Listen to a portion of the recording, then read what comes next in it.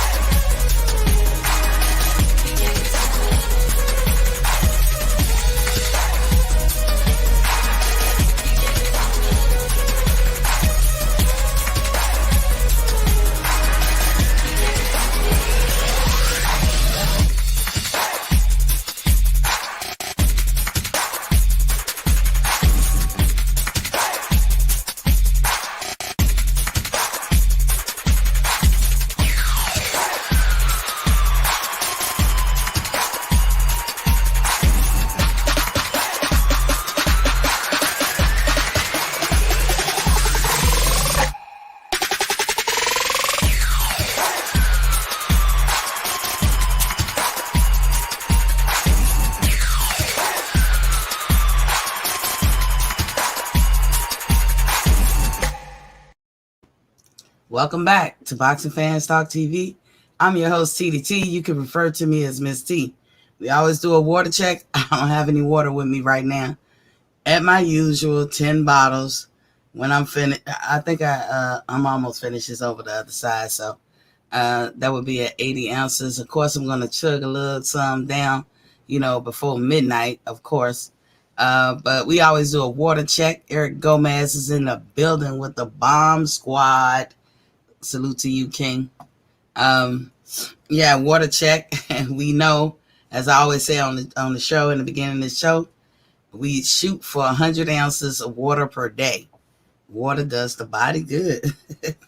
Anywho, we also still slow walking. We not doing no dairy. Not doing no dairy. Not even cheese. I love cheese. We're not doing no cheese. And we cut out meat, but I gave some exceptions like chicken, turkey, tuna fish. And some people ask about, what about seafoods? That's a crab leg, shrimp, whatever your heart desire. But, and you don't have to, I ain't saying you have to do it, but, for those of you following the journey with me, that's what we on. That's the journey that we are on. So as y'all saw in the up at the top, Zurdo, the Mexican face of boxing, or is he? I mean, you guys tell me. I have, let's see, make sure that I open up the phone lines. The phone lines are open. And so you can call in, and the number is streaming down the bottom, 706-804-4449. That's 706-804-4449. I'm going to put the link in the chat, but that's a question I have.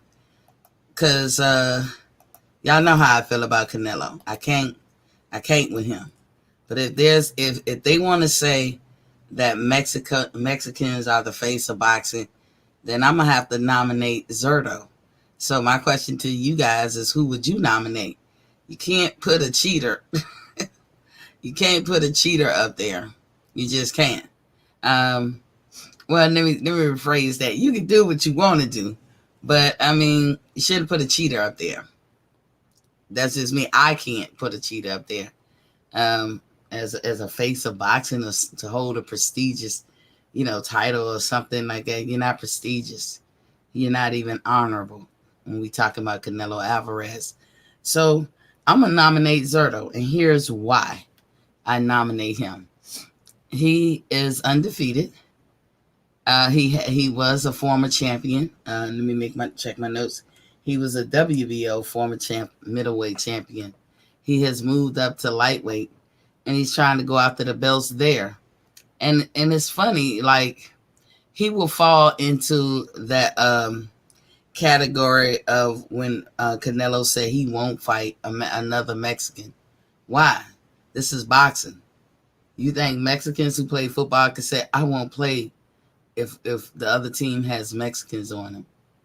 In basketball, I won't play if another team has a Mexican on it. Any sport, go down the list. You go to the Olympics, I won't play if another team has a Mexican on it. Does that make sense?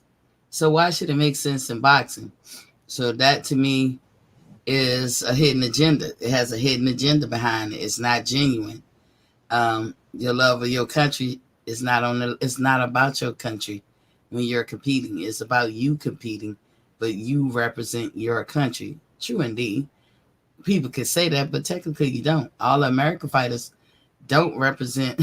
I'm talking about the American pro fighters are not representing the country per se. They just happen to be from America. So that's a way to avoid a fighter. And I'm thinking Zurdo don't mind getting all the smoke, because Canelo about the only one who has said that. I'm not fighting another Mexican. Now, there might be other Mexican fighters who don't fight other Mexicans or try their best not to fight them. But that just does, I'm just telling you, any Mexican that want to speak their mind and say, try to convince me or try to convince boxing world that makes sense, then be my guest. But that doesn't make sense to nobody but him. So I'm gonna nominate Zurdo. If Mexican got to be the face of boxing, Mexican fighters, then I'm nominating Zurdo. And again, my reasons are he's undefeated. He was a former champion. He's moving to the lightweight. He wants all the smoke. He's not shying away from anything. And he's closing in on Floyd Money Mayweather's record. And I know when people write stories about it, they're going to say he's closing in on Rocky Marciano's record. Well, his record is broken now. Rocky Marciano is a Hall of Famer. He went down in the Hall of Fame. He held that record from 1955 till Floyd broke it in 2015, fighting Zurdo. So it's not Rocky's record anymore. It's Floyd's record. Now, true enough, people in the past have went past Rocky's record, and they wind up going along in their career and eventually getting defeated. So that knocks them out of being the person who broke his record, because they went and got defeated. Part of his record is not being defeated. That's part of the record. So if you went 60 fights before you got, beaten or took a L, then you're not in contention for Rocky Marciano's record, if that's what it was. But there's plenty of fighters who went past that record, but they kept going, and like I said, eventually took a loss. Well, Zurdo, he has the unique opportunity to match Floyd's record and stop. But let's be realistic. After his fight this Saturday night coming up, even if he's going to be at 43-0, that means he has 7 more fights to go. The fact that we in the boxing world don't know him like the back of our hand. You can't go to different countries and say, Gilberto Ramirez, Zurdo, he's not a recognizable name. And I'm not saying that in the mean way. He's just not. He hasn't made his bones in the game, the entertainment side of it. The record side of it, he's doing great. But entertainment and face value, or just face knowledge, he hasn't made his mark. Like you can go a lot of places and say Tank Davis. People who don't even be into boxing know who Tank Davis is, and they don't even know his name. They be like, that guy. He said, I think he's from Maryland or Baltimore. The little short guy, real light skin. I be like Tank Davis. These are people who don't even look at boxing who would say something like that. But with Zurdo, they don't say that. That guy who name sound like Zorro or something like that. What's his name? Zorro, Zapato. What's his name? And then you be like, who? You be just as lost if somebody was trying to describe him like that. But his name will be relevant when he meets and pass the record. The problem with him, Ricky Williams is in the building saying, showing love, peace, sis. Salute to you too, King. The problem with Zurdo meeting and passing Floyd's record, I think he's like 29 years old now. So 7 fights can come in the matter of a couple of years. That puts him, roughly 31. He's still young in the game. 7 fights is not going to make him a household name between here and 50 when he reached that that mark of 50-0, which he can. But he also could take an L. In boxing, anything's possible. But the fact that he's closing in on that record is, it's good for him. I would say he's more the face of boxing. We don't hear nothing about him. We don't hear him ducking. We don't hear him cherry picking. We don't hear him trying to, have one up on somebody. In fact, he just like, look, I'm here, line them up. To me, if Mexicans going to have a face of boxing, if they're going to be, and if they earn it, they earn it. I ain't got no problems with it. Floyd was the face of boxing when he was in his time frame. Whoever was the face of boxing, Tyson was in his time frame. Sugar Ray, all these guys, they were in their time frame. If a Mexican earns that coveted title, so be it. I don't got a problem with it.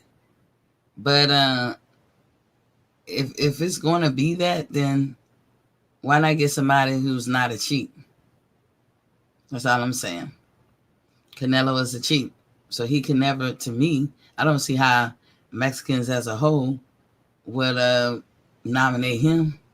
And I don't see how he gets to nominate himself, because there's a lot of people that feel differently about him, and it ain't just because of personal things.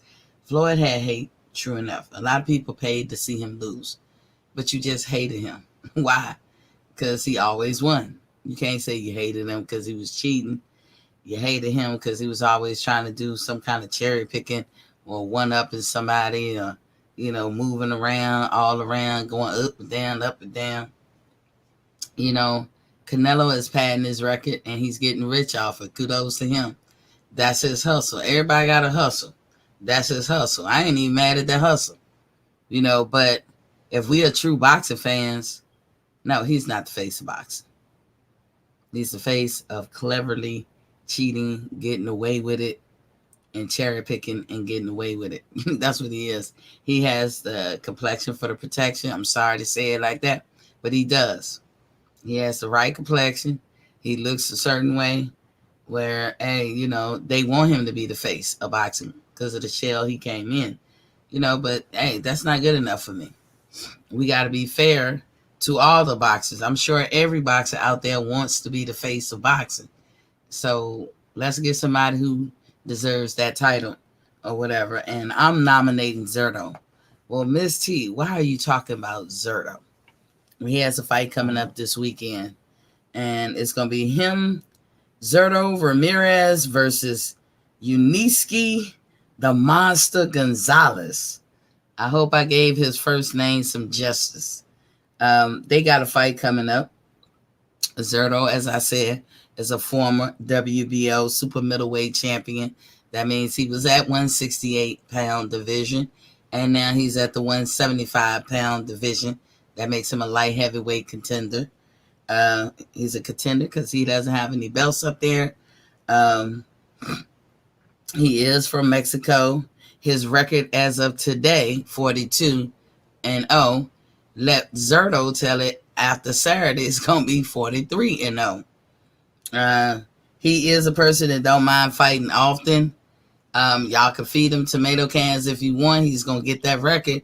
I think once he meets and passes Floyd's record, shout out to him. Kudos to him. When you talking about out best, that will never make him better than Floyd. So let me be clear with that. That will never make him better than Floyd because you have to do so much and you have to break so many records to surpass Floyd, and you can't. Even Rocky Marciano cannot surpass what Floyd did in boxing, period. I mean, you just can't, to me. But I'm just who am I? I'm just a fan. The fight is going down at the AT&T Center in San Antonio, Texas. So that should be a good one, a good little outing for the weekend for people who live there. It's on DAZN. DAZN is working with Golden Boy on this one. I don't know if he's a Golden Boy fighter, but I know that the promotional companies are DAZN and Golden Boy. Like I say, he's a light heavyweight, but he is eyeballing the champions. He'll take a fight, but he's eyeballing the champions. So we know that Brown versus Beterbiev is coming on, but that's going to be on ESPN Plus. That's going down this weekend too. I don't know if these two fights happen at the same time, but if you got DAZN, you can always go back and watch it. ESPN Plus as well, you can always go back and watch it. But Beterbiev, he has one of the titles. He's a WBC. Well, he has two titles, the WBF and the IBF titles. And Bivol has the WBA, and Joe Smith has the WBO. So those are the title holders at light heavyweight. And you best believe Zurdo wants all the smoke. You know, I'm not like advocating for him, but in a sense, it seems like I am. I could be a fan of his. I've seen him fight once, twice. He's a good fighter. Canelo was smart to avoid him. You know, so, you know, you got two Mexicans, one of them avoiding the other one. You can't be the face of boxing, Canelo. You even avoiding him. I don't remember him putting a disclaimer out or a caveat out of, hey, I'm not fighting no Mexican fighters. That was all you, Canelo. So, to me, and I'm speaking to the Mexicans out there, that your face of boxing sound like Zurdo Ramirez, not Canelo Alvarez. Who cares how many fights they had or how many titles if you going up cherry picking and, you know, you're cheating every time. You don't even know how to just get in the fight and just fight. That's your boy Canelo. He don't know how to just set up a fight, show up on the date, and just fight. He either got to weight drain you, he got to do catch weights, he got to do something where he gets leverage. He already is allowed to take a banned substance. He is probably one of the nicest men outside of boxing. He probably is. You know, he probably went through his time in the beginning when he was making that money, you know, thinking he hot shit, mowing down everything he see. You know, I'm sure he did. He got a lot of babies, right? By different women. So we know he was mowing down some stuff. But, you know, what man don't? I don't dislike him for that. I could care less. That's he being age appropriate, being a man like most men be. Who cares? You know, I don't like how he handled his boxing business. And I'm not talking about his check. Shout out to you, Canelo, for getting paid $40 million. That's you. Somebody got to get a check. You did it for you. Never begrudge him for that. But I will begrudge him for ducking, cherry picking, trying to get advantages, and cheating. I can't. Like, how do I, as a boxing fan, become endeared to a person like that? I wouldn't like him. I just can't. So I don't know how people do it. And just because he looks he has a winnable look. He's cinnamon. Um, he could look like an Irish person. There is a such thing as the great white height or hope. There is a such thing, and he fits that bill. What I do give him kudos to, he's very proud of his Mexican heritage or being a Mexican. I'm thrilled at stuff like that because I always look at people funny who can't find the beauty in their own race. I'd be like, what? You know what I'm saying? And he doesn't strike me as one of those people. So shout outs to him for that. So that's why I say, outside of the things I say I don't like about him, he's probably a decent man. Very decent. Probably a good friend. Would give you the shirt off his back, probably. Never begrudging him for what he is outside the ring. Have no issues with it.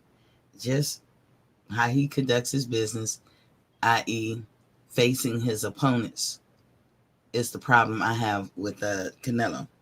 So this guy Zurdo, as I said, what makes him interesting is he's approaching Floyd's Mayweather record, not Rocky Marciano's record, because Floyd has broke that.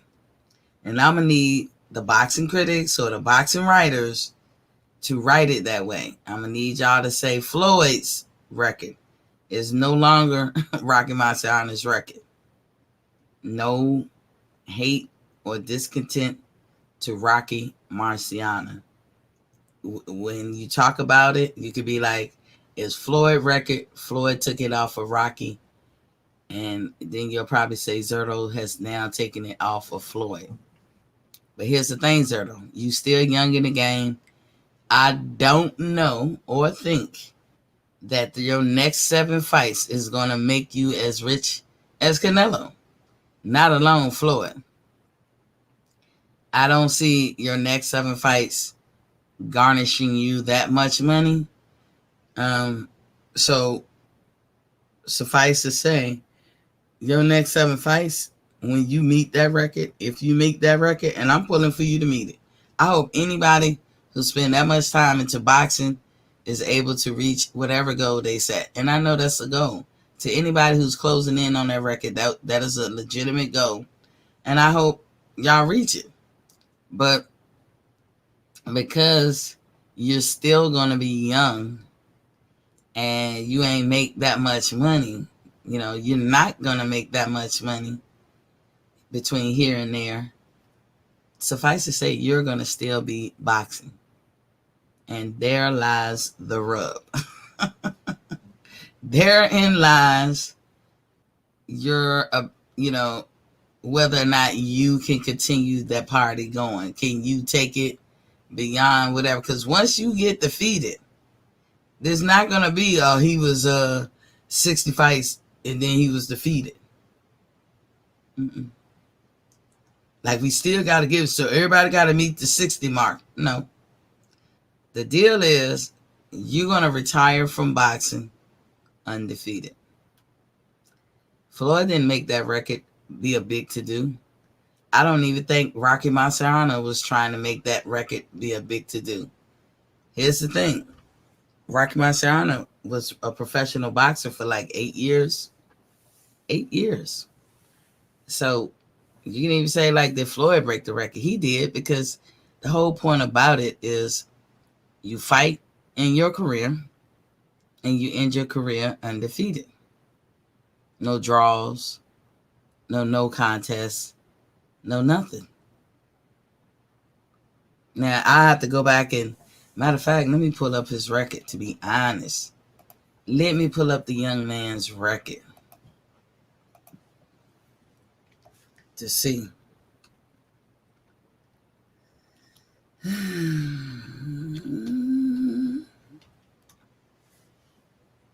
me see. Why they call him says King Kong? Let's see what this said. That can't be it.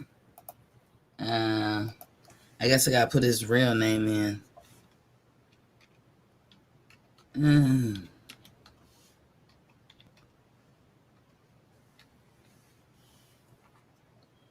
Let me see. Mm, he doesn't even show up. Yeah, he doesn't have a box rack. I don't know. So maybe I got to put. Um, I don't know why this is doing that.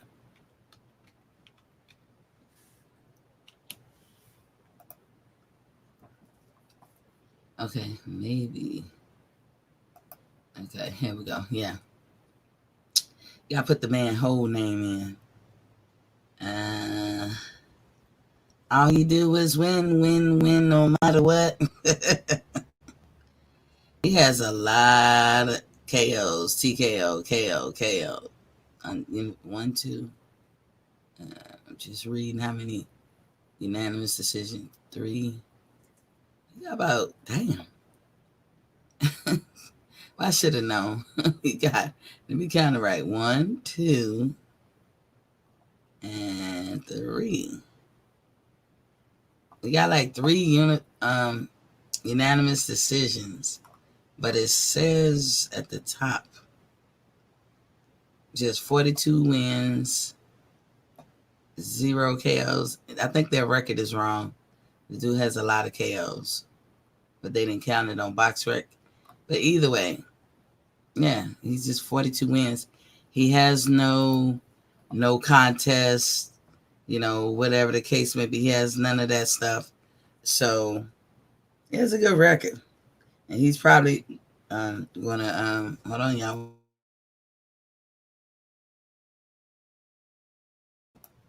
I'm telling you, like my dog wants to be in the show. She got to get away from me. She's a senior citizen, and whew, that girl. Um, but not because she a senior citizen. She just, y'all know when dogs get old, they can't hold their liquor. They can't hold their gas neither. She got to go. Um, but yeah, he's after Saturday night, he claims he's going to be he's going to be 43. He knows he's going to win. And Canelo, as a just a little nugget out there, Canelo avoids him too. Canelo don't want no parts of him. He doesn't big him up. He doesn't want to fight him. If you talk about him too much, they have to fight. Zurdo don't have that caveat that Canelo has. Like, I'm not gonna fight a Mexican fighter. Zurdo doesn't have that. So Canelo on the island by himself with that one. Moving on. So Eddie Hearn wants to pose the Joshua and Usyk 2 rematch and the Fury and White rematch in the Middle East. Of course, they will make money, especially if Eddie is able to make it a double header. Now, I don't know if Eddie is shooting for the double header, but he's trying to, do both of those deals kind of roughly around the same time. Here's the thing about the Middle East. It's a traveling destination. It's like a vacation spot, but it's really for all dudes. I mean, girls can go, but at your own apparel. That's all I can say.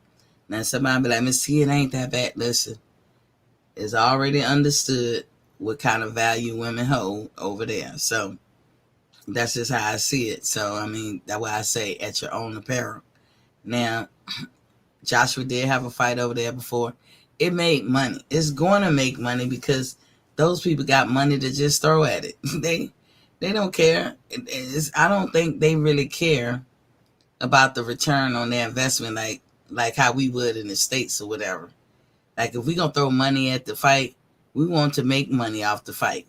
I don't think it really matters. It's not a win or lose situation for them. It's just win-win just to have them over there. Talking about the Middle East, to be able to offer that as an attraction for coming to their, to those areas. So if he's able to pull that off, that's a win for Eddie. It's going to cause a problem for the fans back here in the States. First of all, the location of it all. We ain't flying over there. Not like talking about somebody will, but for the most part, ain't nobody coming over there. Kind of like When Tyson Fury fought Wilder, a lot of English people came over. When some of the fighters from Europe come over here and fight, and it's a big fight, their fans will fly over here. We will fly over there sometimes. So, um, but who the fuck flying over there? Like, talk about it. Not many people. That's a big costly trip right there. And even if they fly over there, you talking about a sausage party. That's all it is. To each his own. I mean, the nightlife. What you gonna do? Watch the fight? Then what you gonna do afterwards? I'm sure they got entertainment. Y'all be like, Miss T, you never been over there. It's very much fun for young men. Okay, that's cool. But I mean, it's a sausage party too. I'm sure whatever kind of entertainment they got set aside after that. I don't know. I'm not going over there ever. So, but I don't think that the pay-per-view is going to be that big here either. The timing, their time is like, I don't know, are they a day and a half ahead of us or half a day ahead of us? I don't know. That's going to pose a problem. Like the time difference and the location. They gonna, like I said, the people from the Middle East is gonna pay regardless. So it's a win-win. That's why Eddie know he'll get the money. They'll put up the money or whatever, and they'll have the fight over there. Andy Ruiz. A lot of us in the States did see the fight. I think we more so paid to see Joshua lose. Now we just don't care. I don't think most of us care, but if they can make money, I'm not telling nobody to not buy the fight or don't go to the fight. But that's the problem. That's the onset problem that could be. It could cause, I don't know, cause a situation like you're not really gonna have no fans over there. Nobody that because it's the Middle East. We still kind of living off in this pandemic world. I mean, that's a long way to go. Sort of still during a pandemic. So I don't know. I don't think that's a winning combination. He proposes that type of stuff because he know the money is going to be there, or he feels. I'm talking Eddie. He feels the money is going to be there. Tyson Fury cannot fight in the UK as of yet. I haven't read anything that says his ban was lifted, that he now has his license to fight over there. I haven't read anything about that. So of course, every time Eddie want to be involved and have a fight somewhere, he gonna try to do it over the Middle East, because listen, you do it in the States. I'm telling you, people are not pressed for taco meat and Tyson Fury. They're not. They're not pressed to see a gypsy eat some taco meat. Nobody's pressed for that. Tyson Fury by himself, record show, he's not a draw. You don't pull a lot of people, and not people's not going to be running up to see that fight or buy it. I'm not like talking about it. It's not going to break any record. The highest draw that he ever had was when he fought Deontay. That's it. L Dub is in a building. What's popping, King? So Tyson Fury and taco meat, and we know Dillian White can't sell nothing. I bet you Sean Porter can sell better than Dillian White.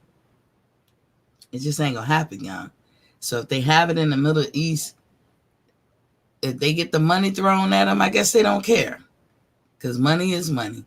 Once money changes hand, who cares? That's what I was saying about the T.O. and Kambosos fight. T.O., if you lied about the COVID, we still don't know. But if you did, you fucked your own self up, because I wouldn't care if one person bought tickets to the fight. Guess what? They had to pay you. And that was a big payday. So people need to get their priorities straight. But maybe Eddie and them do. It's all about the money. Dollar bill, y'all. It's all about the money. So we know that the Middle Easterners will throw the money. The money is there. No question. But if you have a fight and that fight started at midnight here, fuck that fight. I'm not watching it. I catch it on the rerun. You can rebroadcast that shit for the free, and then I'll catch it. But I'm not busting a grape to see that fight, and it's that late at night. So you gotta worry about the time stuff. Can those fighters perform on a different time zone? You may think you Superman or you got superhuman strength, but I'm gonna tell you, time zones can fuck anybody up. You go over there and they be like, oh, we gotta fight 3 in the morning because that's the only way we can have it at a reasonable time in the UK and the US. Your whole body gonna be messed up. It takes time to acclimate. So I don't know what Eddie is. He is steadily trying to make these fights. But now, if it was a double header, then that would be different. If it was Joshua and Usyk rematch, the second fight, and the co-main was Tyson Fury and Dillian White, I could see that making some money. I could see people saying, "Well, shit, let me check this out," because they almost symbiotic in nature, like what one fight means to the other fight.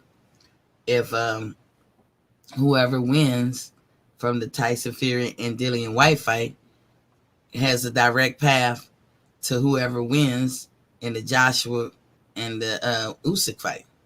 So because they symbiotic like that, I think that they could make money if it's a double header.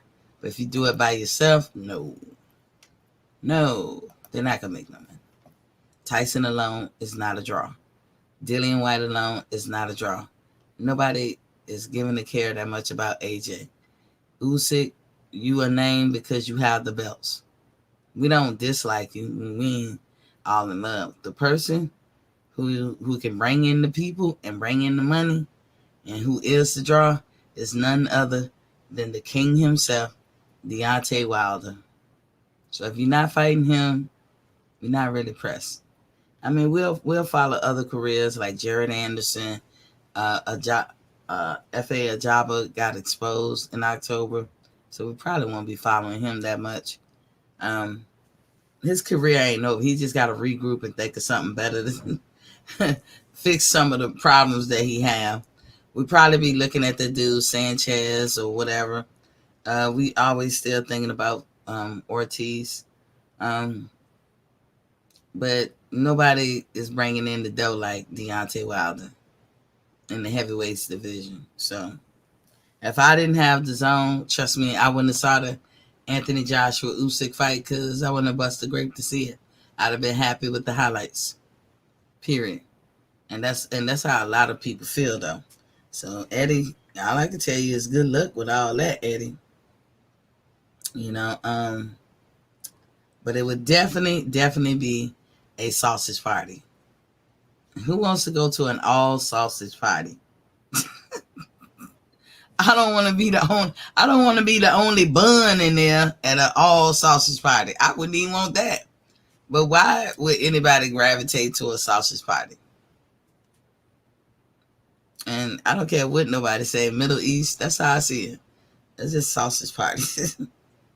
I'm not saying that they, beyond, with however they get down, I'm not saying anything beyond that because I don't know. But I'm just saying, just standing room only, sausage party. Y'all got to pick a better location, Eddie. Speaking of Eddie is so happy with Conor Ben's performance this past Saturday night. And I guess he should be. That's his fighter and he won. You should always be happy when you get the victory, right? But he's spewing out all this hate and discontent, as only Eddie can do. We know that in February we got the Kell Brook and Amir Khan fight coming up. But Eddie needed to let us know that they offered a fight with Amir Khan and he turned it down. Someone offered a fight to fight Conor Ben and Amir Khan turned it down. Now we know one thing about Eddie is that his fighters do get paid. You'll never, like, I ain't gonna say, I hate to say never. Let me take that back. Let me wheel that back in. Let me go on and wheel that back in. I was going to say you'll never see Eddie have a problem, whereas he paid a fighter $7,500. You know, I don't think you'll ever hear about that. I think Eddie pays them decent enough, you know, and I think he probably, if you traveling over there, he gives nice per diem. I've never heard different, you know. If it's something different, I stand corrected. If y'all could correct me, but I've never heard different. In fact, I always hear that he puts people up nicely. You know, he gives them decent per diem. Um, they don't feel like they lost something just to gain the opportunity. Some people would do things. Some of these fighters, a lot of us don't understand. They damn near sold the farm just to get the opportunity, not even knowing or can guarantee that the opportunity is going to open up that pathway for them for bigger and better things. But you just can't shuck an opportunity. So they would sell a whole farm for that. And we're not mad at stuff like that, because people who have become very successful in life, that's what they had to do. But when you deal with Eddie Hearn, Matchroom, The Zone, you don't feel like you did that. Like, when you come over there, I'm sure he foots the bill. He puts them up nicely. They get their check when they done, and they pay whatever taxes they had to pay. It's win-win for them. You ain't walking away feeling used. I've never heard anybody say that about them over there. So him putting out that Khan turned it down, when he has to pay Khan what Khan is used to. We know that when Khan fought Terrence Crawford, he got paid $7 million. So I'm not saying he has to get that per se, but he has to get something close to that. Khan had a fight before this fight that he got coming up. I don't know what he got paid in that fight, but some kind of way Khan garnishes millions in a paycheck. Sure, Eddie would have obliged him just to fight Conor Benn. Conor Benn is Eddie's Terrence Crawford, is Eddie's Errol Spence, is Eddie's Bruce Ennis. That's what Conor Benn is to the UK. So he's going to make his money off of him over there. And so him letting us know that Khan turned down that fight, that's interesting, because it lets us know how to take Khan. You know what I'm saying? Here's the thing, though. Why don't y'all start telling people who turned down fights and all that stuff in the beginning? I might can see if you are hesitant to say something about it right before your fight. So I can see people actually saying it after the fight. And if that's the case, then Eddie did just that. But I'd be like, shit, if you making a fight with somebody and they be like, nah, bro, I just don't want to. Why not put that out? That's going to let us know how y'all moving in these boxing streets. Going to let us understand why these fighters picking this fighter, and maybe it can alleviate the problem of people, the best, not fighting the best. Because if you know your business going to be put out on Front Street, and we can start calling you ducks or cowards or chickens or ducks or whatever, we can start attributing a trait with you that you don't per se like, then it's almost like it's gonna force you to fight the best. If somebody bring your name up with something and they be like, what about them two? Okay. But you ain't, I know fighters probably be like, I don't want to put up with that. I don't want to put up that. But here's the thing. If somebody say, why don't you fight, if you're a 118 and they saying, why don't you fight this welterweight? Because you're running through all the 118s. That's an easy answer. Be like, I fight at 118. If that welterweight wants to come down to 118, I'll tax that ass too. See how easy that is? That's how you say it. That's what you say to avoid getting into all these, like what Floyd went through. Well, I bet you can't beat him. Floyd beats him. What about him? Any man that's not black will do. And that's how they was treating Floyd. Floyd go fight people 2 weight classes above him. Why? And it's an easy fix. Well, I fight at 147, so if he wants to bring his ass down to 147, I'll tax that ass too. That's how y'all answer that question. But if that would only happen if fighters or promoters would be like, hey, I just tried to make this fight with so-and-so. They told me no. Now y'all got to go stick the microphone in their face and ask them why they said no. Because, hey, they the next step, right? We giving them an opportunity, right? Why they say no? And then the fighter going to be like, humna, when you put the microphone in their face. So I'm not mad at Eddie for even saying what Khan didn't do. Because, Khan, you and Kell Brooks are broke dick. That's what y'all are at this point. Kell and them damn eyes, you and your damn chin. Y'all broke dick. So why not challenge yourself for real, and fight one of these young folks or retire? That's it. You gotta retire. I mean, you broke dick and you putting on exhibitions. Because that's what this pretty much is going to amount to, an exhibition. If you or Kell Brook try to get in the mix with these 147 pounders, like the top 4, you're going to be in the hospital again, laid up for 6 months. So you broke dick. So stop, putting on these exhibitions, thinking that, that's the hot ticket item. Stop turning down these fights. But, it's your career. You can do what you want. But I think Eddie did right by exposing that. And I think Golden Boy need to do it. And Mayweather Promotions need to do it. And Top Rank need to do it. Hey, we asked them for the fight. They said no. Then stick the microphone in their face. You got young Keyshawn Davis coming up. When Bob tried to get him a fight and somebody said hell to the knees all, stick the microphone in their face. Why you won't fight this young man? You scared? What's the problemo?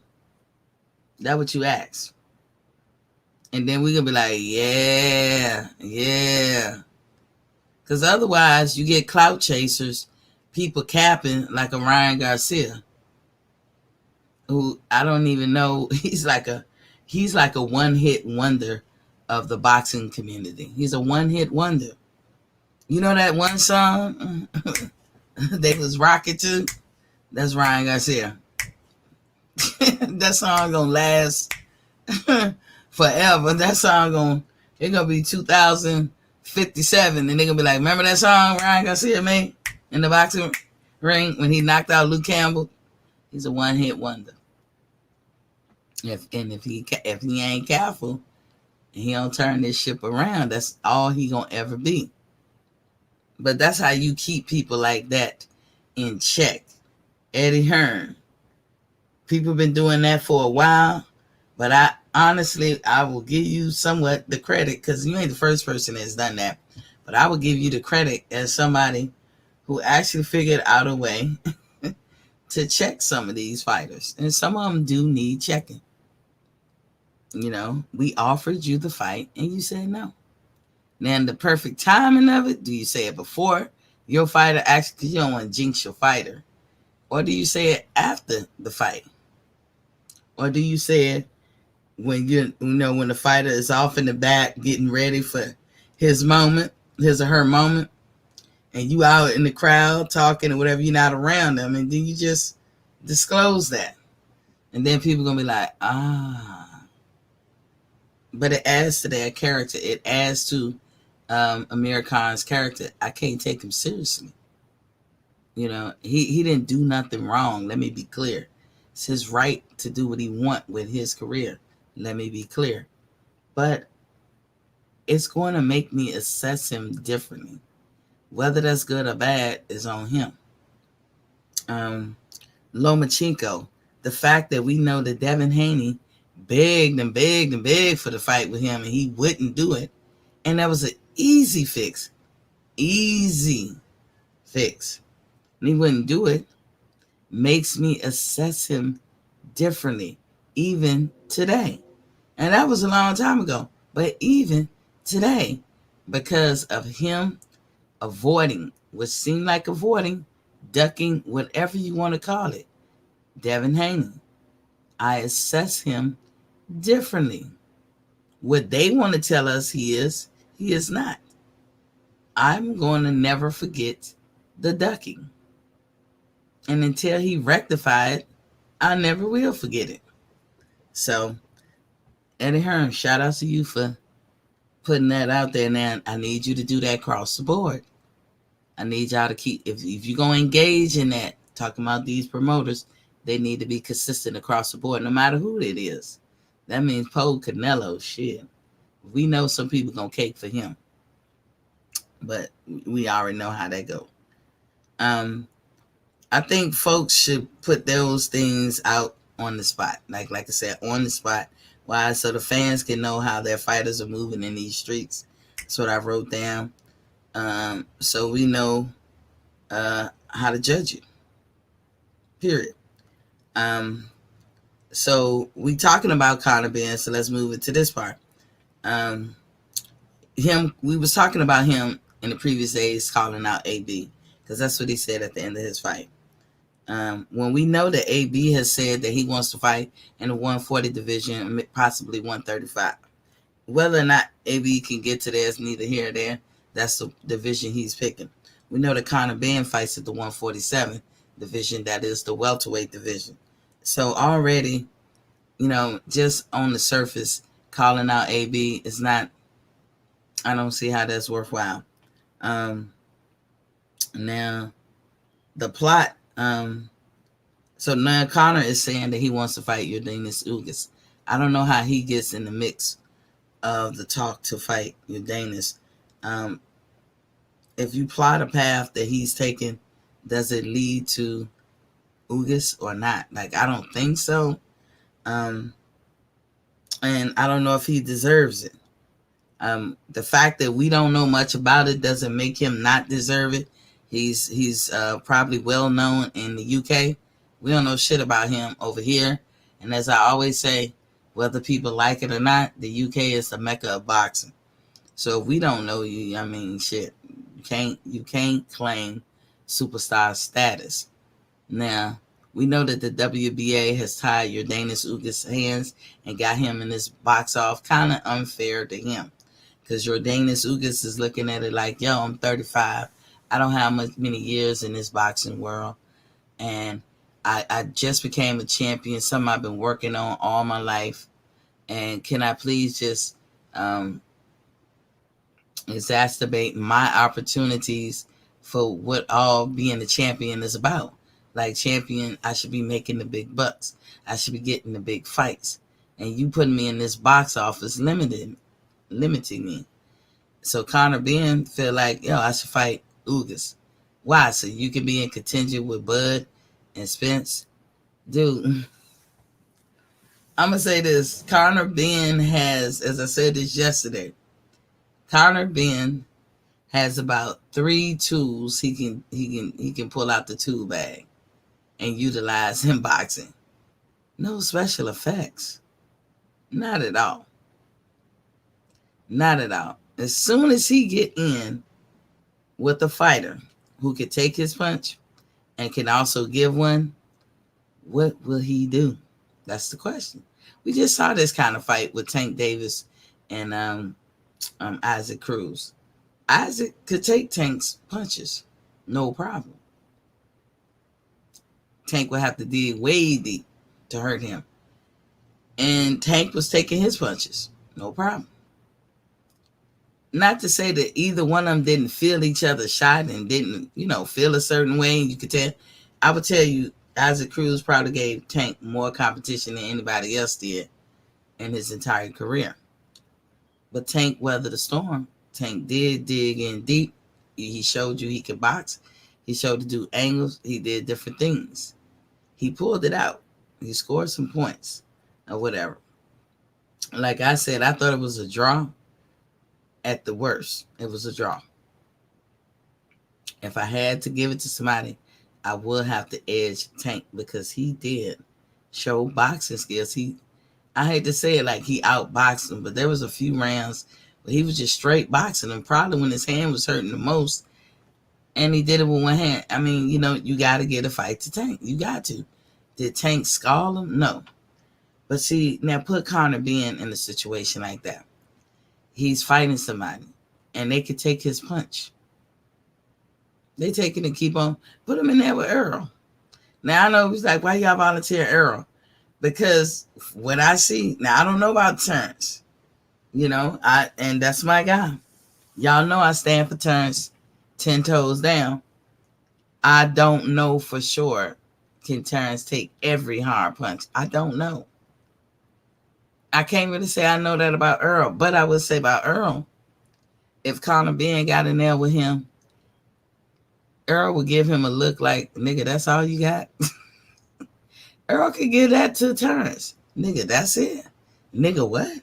Nigga, who? That's it? That's exactly what Earl gonna do. And Earl gonna take his punch, and he gonna be like, really? And he gonna walk him down, and he's gonna be relentless. And what can Conor Ben do? So why should he even be in the running for a WBA belt, a title, knowing that when Terrence Crawford and them get together, they gunning for that belt. Either they gonna gun for that belt, him or Spence, talking Terrence or Spence, and then go for each other, or they gonna go for each other, and then the winner of that is gonna go for the belt. I mean, to be perfectly honest, it should be one of them go for the belt first and then meet up with each other. That way, no funny business can happen. Like what Devin find himself in right now. That's what that's the pathway it should probably take. But how is Conor going to interject himself in? You got people like Lipinets that you have not fought. You got people like Boots Ennis that you will not beat. You're going to need a lot of tricks to pull out of your bag to beat Boots. Not alone Terrence Crawford and Earl Spence. You haven't fought Virgil Ortiz, but you want the WBA title. Why? That's interesting. I would say to make that fight make sense, he needs to fight somebody like Boots, Lipinets, and Virgil Ortiz first. I'm just saying. I ain't saying you can't want to have the belts or the championship, but you're not on that top tier yet, and you need to put yourself on that top tier by facing top tier fighters. That's all. So Conor Ben, enough with the Ugas thing. If they ain't let Ugas out that box off to go face Earl so he can make some money, I don't even know why you even called his name. And he's saying if he can't get Ugas, he won't Kell Brook. Can Kell Brook get through his next fight? I mean, we know that Amir Khan turned you down. So, I mean, can you call out some people we know? Or don't call out nobody. Like, I mean, because you suck at calling out relevant people from the States. You suck at it. Because you was calling out AB. AB hasn't fought in a while. Why? Because you know you can beat him, or you think you can beat him because he's been inactive. You're not even fighting in your weight class, but yet you was calling him out. But you won't call Jerron Ennis. Why not? Jerron have told everybody but Santa Claus that he want to fight. People turning him down. You need to go ahead after him. Now, what was interesting about Conor Ben is he kind of compared his record to Jerron Ennis. And at first I said, let me go check.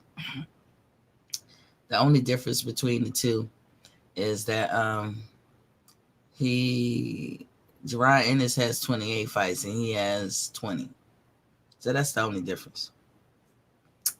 Again, I'm not that person that want to put down other fighters and be like, oh, they're a tomato can. I mean, obvious, blatant shit you can't get around. But like if their record had people that they were fighting who were I don't know. Let me get some water. Hold on 1 second, y'all. Throat is dry. Hold up. Let's see.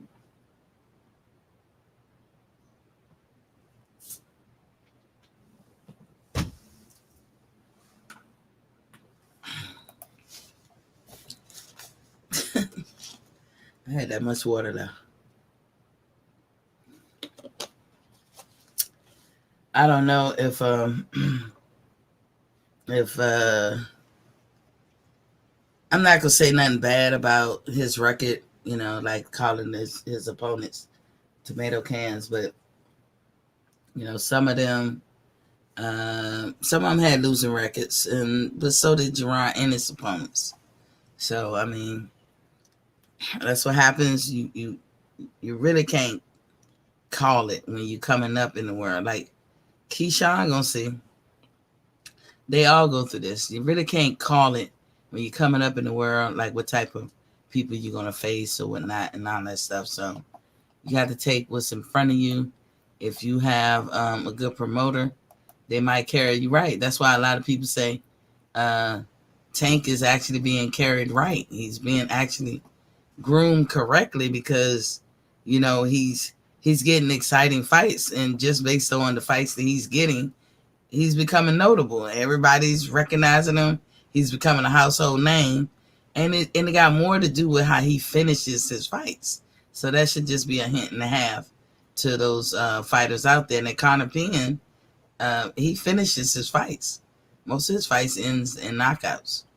So I see why he's happy.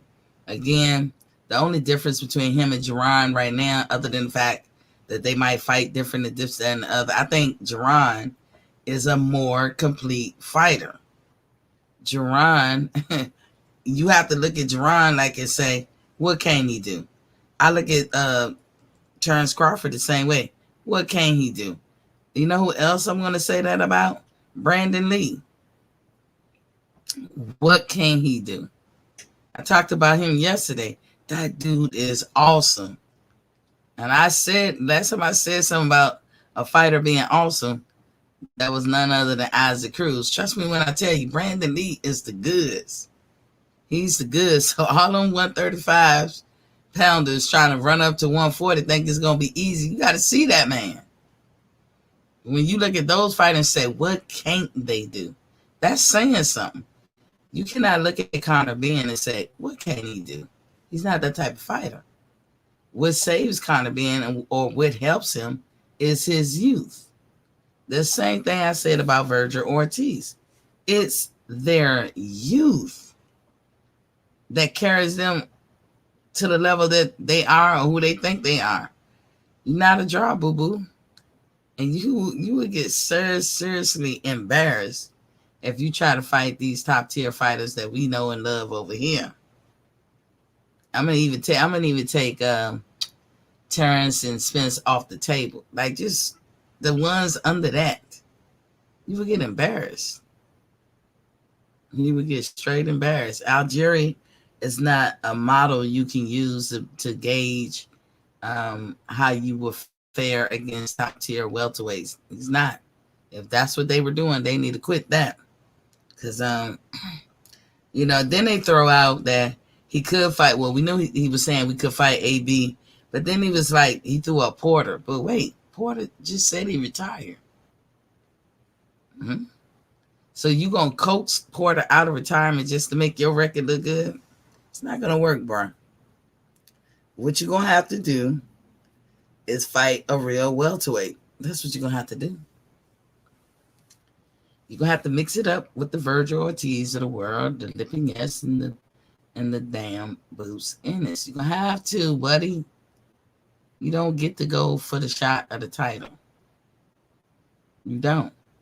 There's 3 people ahead of you or 2 other people ahead of you that can go for the shot of the title, like the WBA title. And that's Terrence Crawford and Spence. They're ahead of you.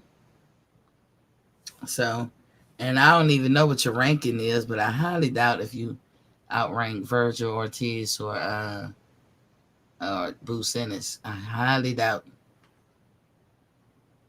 So we shall see. I mean, but that's what he want, and him comparing his record to Boots. Like I said, the only difference is 20 fights. Boots has, Connor has 20 fights. Boots has 28. That's it.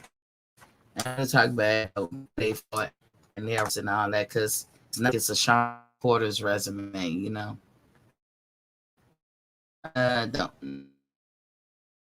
what's going on. Oh my God. I don't know how long. That's a joke.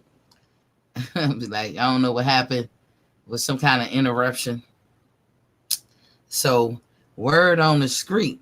I don't know how true it is, but Devin Haney is feeling a little worried. Because as far as he is concerned, he could see the signs of him getting passed over yet again for his opportunity to fight undisputed or fight for a title with Cambosos. And, if he fight Cambosos, undisputed. And he's seeing the telltale signs. We were kind of seeing before Cambosos left. I don't know. God dang. So I'm just wait a second. Whenever that thing said, I'm just wait a second for it to come back. So it just came back. But as I was saying, hopefully it don't do it again. I don't know. I don't know what the internet is doing around these parts, but probably gonna have some kind of issues. Um, but Devin is starting to see the telltale signs of them trying to cheat him out of his opportunity to fight for undisputed. That's kind of fucked up. It's kind of fucked up because out of everybody, I would say that Devin deserves that opportunity before anybody. One, he has the other piece to the puzzle. He has the WBC belt. Let's be logical, people. It's only fair that this man fights for undisputed or gets a chance at undisputed. Now, we do know it's up to Cambosos, but there's been people in Cambosos' ear. Like, we haven't heard Cambosos yet refer to himself as undisputed in no kind of way, shape, or form. We all been on the lookout for that. But the powers that be, the people that got clout in boxing, have been in his ear. That's writers and news people, probably from old been in his ear talking that undisputed. He just hasn't regurgitated that. He being Cambosos. Not yet. I haven't heard it.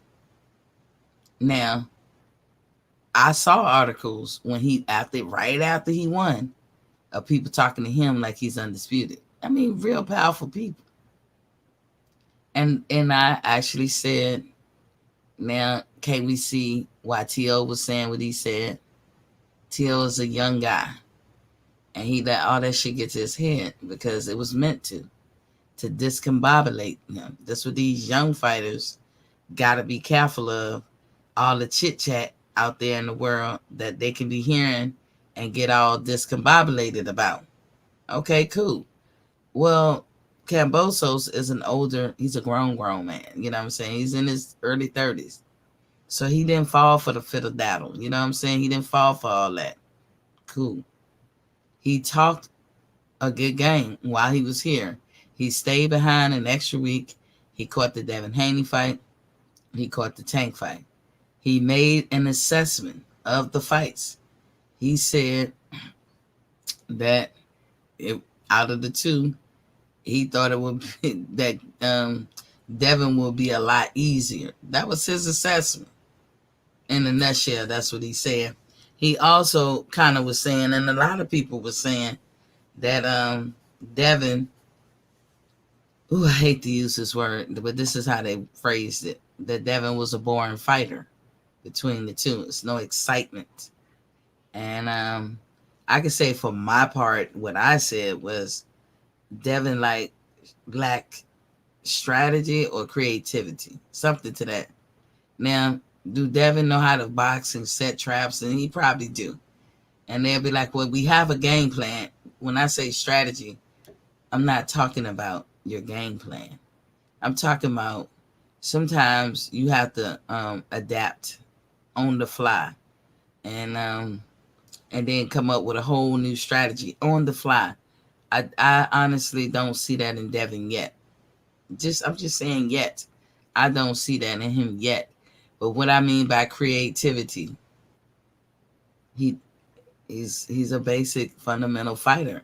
And as long as he can win fights like that, that's cool by me too. But he is a basic fundamental fighter. Um, you already know what he's gonna do. He's gonna outbox you. There's no creativeness. Somebody gave him a constructive criticism when they said, you trying to prove to the world that you can stand there and bang and you don't need to. And they're right, you don't need to.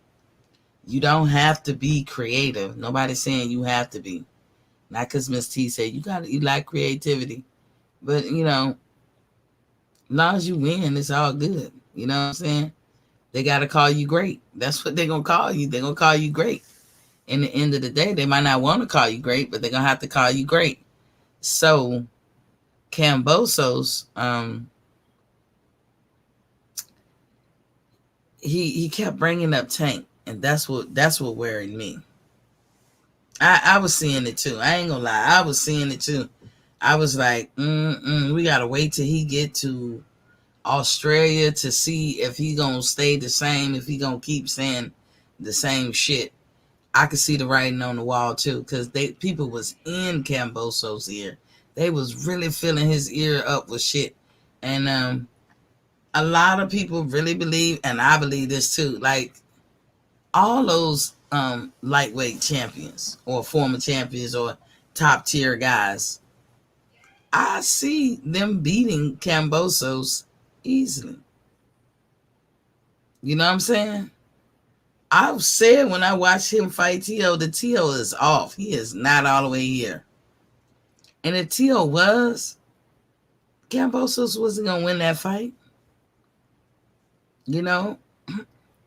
But, I mean, I look at it like he got his blessings. He probably lived a great life, was great to his family, a great father. I don't know. He probably is a good man. And that's all he wanted. And you know what? God blessed him. He will have to beat one of these other lightweights for me to say, oh, nah, he the truth. Because I saw him fight it off TL. No excuse, but that's what I saw. And I say in my mind, if they were to rematch, I think TL whacks his ass. That's just how I see it. I think Tank beats his ass easy. I think Devin beats his ass easy. I think who's the other one? Hell, Cruz could give him problems.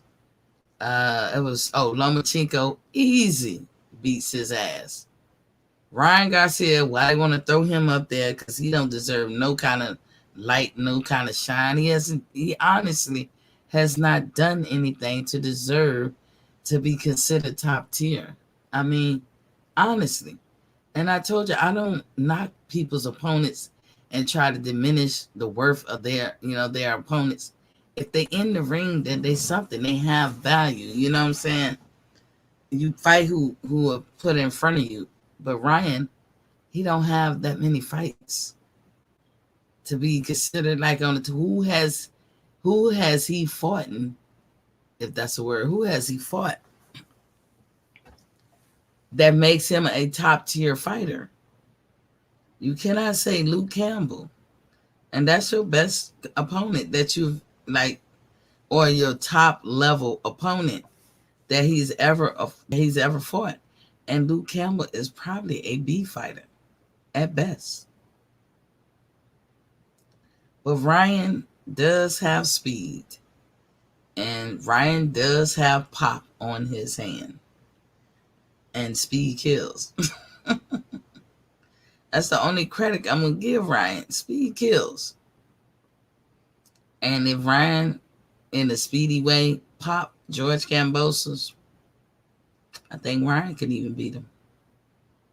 Having said all that shit about Ryan that I said, I will be honest, motherfucker fast. And he got pop. But he not, I just don't see him as a real boxer. I see him as a YouTube, nice looking young man that dabbled in, he's on the level of Chris Algieri now.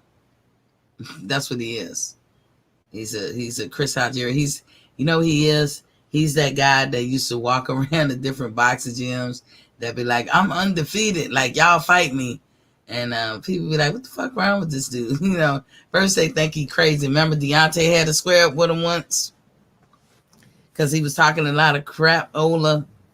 Yeah, y'all know that guy who was going around. You don't hear much about him that much. But he would go to different boxing gyms and be like, come on. And that's where it's almost like he was off. Or he can't get right or something, illy form or something.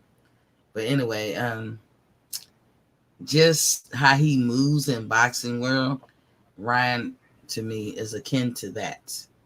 He got in it to say, oh, I'm legit. It boosts up his fanfare, He's a nice looking kid. If he ain't careful, he's gonna have 10 kids before he's 25. But that's him. But as far as I even think he can beat Kambosos. I think when Kambosos got them belts, it was that sigh of relief, like, finally the shit gonna open up. And them people hurry up and got in his ears and was like, nah, we're gonna milk it. If Kambosos fight one of his countrymen, you already know they got to his ear. If he fights anybody but Devin Haney, they got to his ear. It's almost like it's just a shame. The fighters be avoiding this man. They don't want to give him an opportunity. But then you have sanctioning bodies joining in on the avoidance. Lomachenko has not deserved no opportunity here. Nah, not right now. You got to wait your turn. You can't jump the line. And I mean, we just looking at it fair and square. We don't want to talk about races all the time. A lot of people don't want to hear about races all the time. Racism or whatever. But how do you explain Lomachenko jumping the line over Devin? How do you explain it? What is it about Lomachenko that makes him be able to jump over Devin? They're both lightweights. Check. They're both great boxers. Check. One is undefeated and one is not. Check. Who is the undefeated? Devin. Who is the defeated twice over? Lomachenko. Check. Out of the two, who deserves a shot? Devin. And mainly because he has the missing piece to the puzzle. When you put that fight together, you will get one winner, undisputed. And any fighter that gets in the way of that, you're going to have to start calling the unfair card or why. What makes that fighter more apt to have to get an opportunity to face George Kambosos? You'll have to answer that question. And if it's because his skin is white, that's something we can't take. I can't accept that. Because that's not necessary. That's doing Lomachenko a disservice to give him props because his skin is white. You shouldn't even do that to him. He has no control over the race he fell into. And I know this man works too goddamn hard, talking about Lomachenko, for y'all to just be giving them shit. But sometimes your eyes be bigger than your stomach and you just want what you want. He want his get back. I know that. He want them belts back. I know that. He know at one time he could have been undisputed. He made choices that negated that. Not nobody else. He dropped the motherfucking WBC belt, and that's how Devin Haney picked it up. Because he didn't want to fight Devin Haney. That's his fucking problem. Nobody made him do that. He did that on his own. Now, because George Camboso is an easy mark, everybody putting the X on his fucking back. Now Lomachenko feel like he should jump ahead. I know Bob talking like that should be the next fight. Bullshit, Alado. That is not the next fight. It should be Devin and Cambosos. Period.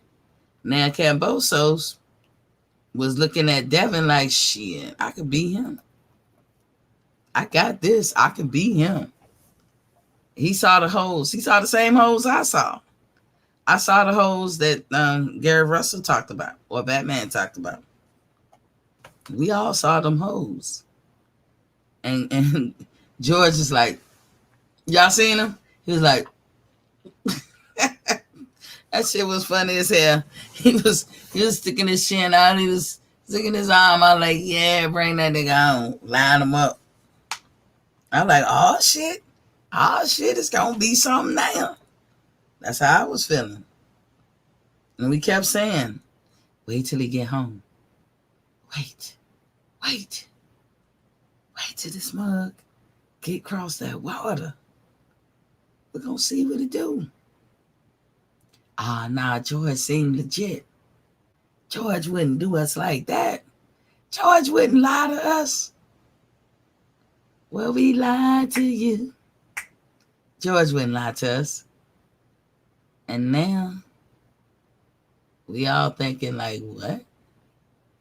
Real simple. Fight over. The fight between Devin and Jojo Diaz is over. Let's ink this. Let's put this to pen and paper. What's the holdup?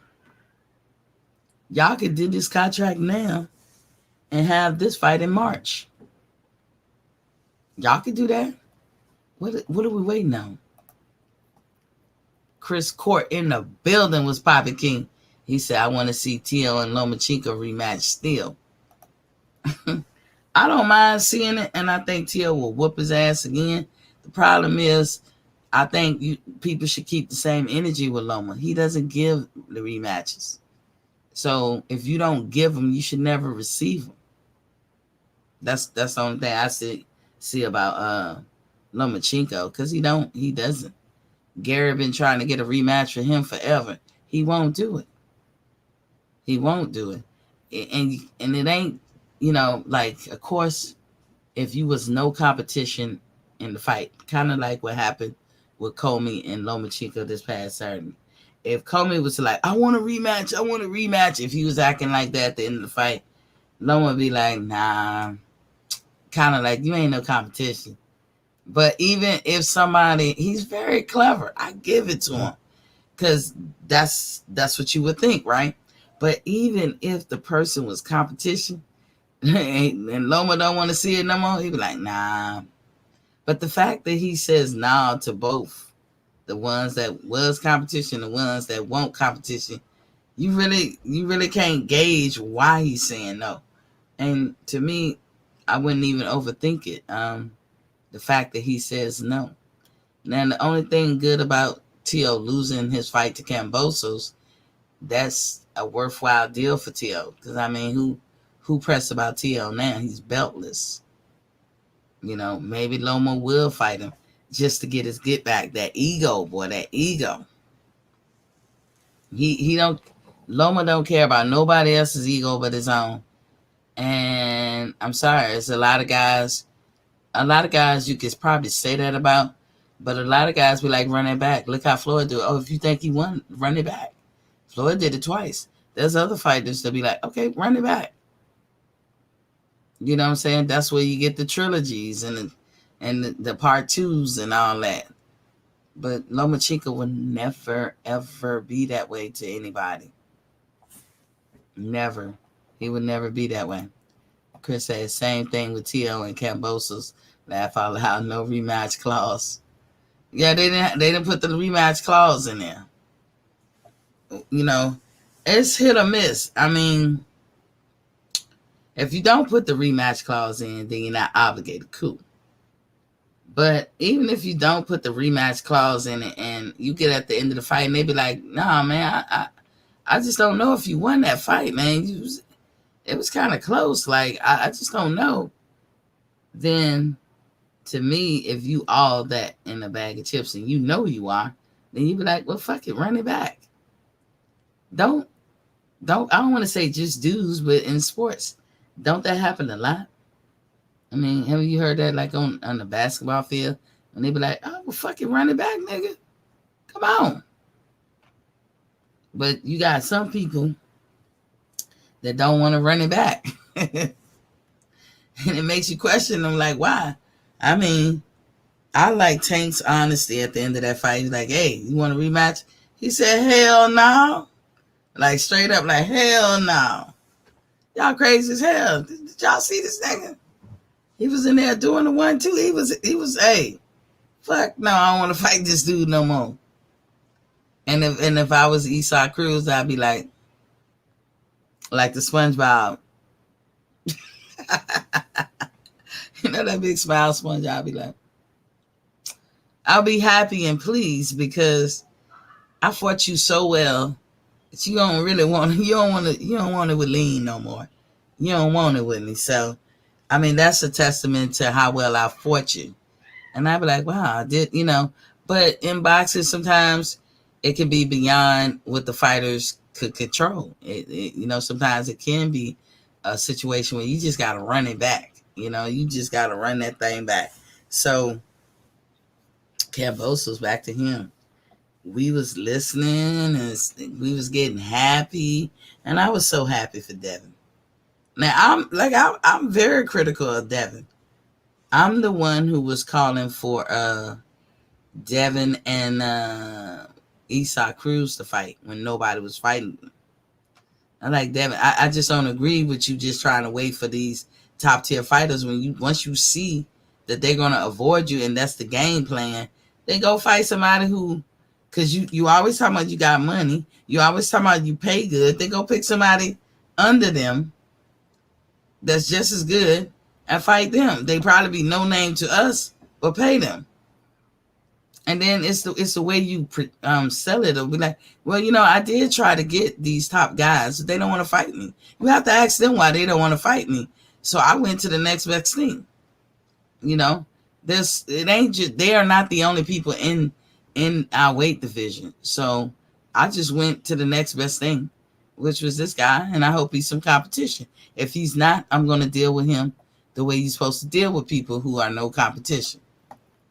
Chris said another rematch coming up, Castellano and Charlo in Houston. Yeah, I heard. That's in January, right? I'm gonna watch it. I hope it ain't pay-per-view because I'm not gonna buy it. I'm not gonna buy it. And I always say follow the belts. But the Charlos, they just tore their draws with me too much. Not me personally, but I can't get with the behavior. I can't. You get to a certain age and some shit you just can't put up with it, and I can't understand it, so therefore I don't want to put up with it. It's too much. But that's gonna be a good fight, and I think Charlo would. I wish him the best, but I hope that he keep his mouth shut and concentrate on his fight. I really think he was preoccupied. His wife was, in that stage where you could say they about to drop. She was pregnant. And they like shortly had a baby right after that, so this past summer. So congratulations to them for that one. But I think she was in that stage where she was good and pregnant, about to drop. And then he said the thing he said about Deontay, and everybody was fed up with his ass. And he got backlash because they had to retract that shit, and his wife had to go back and apologize. So we know that they felt the backlash. But I think I think that when he said what he said, he didn't think that the people was gonna be at his neck like that going into his fight. So I hope the lessons he learned is to just shut the fuck up. Act the donkey when you on the stage. Get all animated and shit right there in the final press conference. All that preliminary shit in the middle, when you by yourself, when you ain't doing a press conference or whatever, nigga, please. You know what I'm saying? And they could endear themselves. A lot of people are tired of the Charlos, but that is going to be a good match. I just don't think he was. I don't think he was all the way there in that fight. I think he was preoccupied, and it showed. But I still edge him winning in that fight. But getting back to Kambosos. So what they saying is Devin is pleading to his fans to make a big brouhaha so that they don't try to, put the fuck to him and stop him from getting his fight, from getting passed over. And the reason that they're giving is that Devin is boring. This is what they're actually writing in articles. They're saying that he is boring. And so why should, Kambosos choose him as a dance partner? And it does appear that Devin is somewhat soliciting his fans to help him out in this situation. Because I wrote down a quote of something he wrote on Twitter. Where is it at? Where did I put that?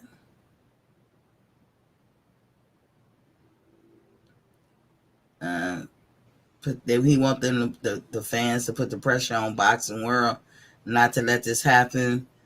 They are blaming the non-interest in the matchup between Kambosos and Devin on, this is what they said, the lackluster performance. In other words, he was so-so. He was humdrum.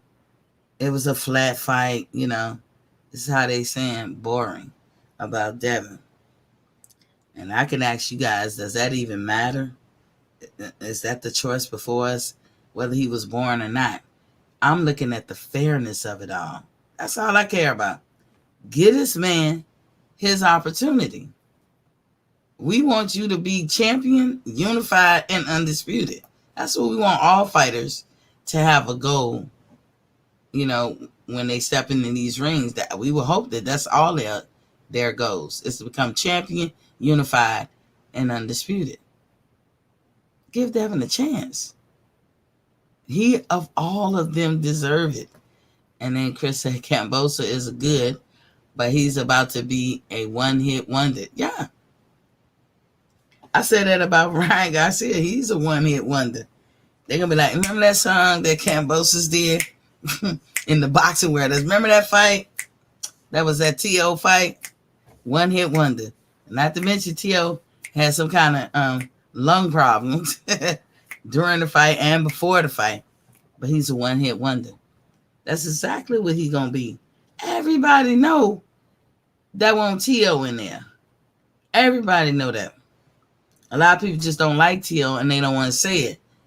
But everybody know that wasn't T.O. in there. T.O. would have waxed that ass had he been in great condition. There's no excuses, T.O. You lost. I'll be the first to say that. You lost.